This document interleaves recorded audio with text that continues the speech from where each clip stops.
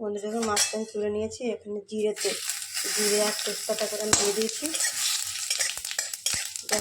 জিরে তেজপাতাটা হয়ে গেলে ওটাকে দিয়ে দেবো। লাউটাকে অল্প একটু নাড়াচাড়া করে আমি এখানে মশলাটা দিয়ে দেবো। জিরে ধনের গুঁড়ো, হলুদ গুঁড়ো, নুন আর পরিমাণ মতো লঙ্কার গুঁড়ো। আর এখানে আমি আলু ভেজে রেখেছি, আলু ভাজাটা দিয়ে দেবো। দিয়ে নাড়াচাড়া করে কত সুন্দর কালার হয়েছে গেছে কষাটা। এবার আমি এটাকে ভালো করে কষাটা হয়ে গেছে। এবার আমি 15 মিনিটের জন্য একদম গ্যাস কমিয়ে চাপা দিয়ে দেবো।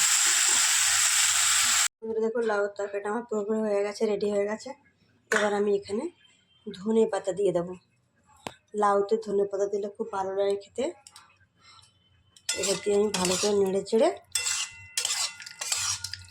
একটু মাখা মাখা করেছি। এখানে চিংড়ি মাছের লাউ চিংড়ি আমি একটু লাউটাকে ডুমো ডুমো করে কেটেছি। দেখুন বন্ধুরা কত সুন্দর কালার হয়েছে। সুন্দর এইভাবে করে লাউ করবে, মানে একটু কচি লাউ, মানে মাখা মাখা করে রান্না করে। ডালনা, এটা কি লাউর ডালনা বলে, কেউ লাউ ঘন্ট বলে।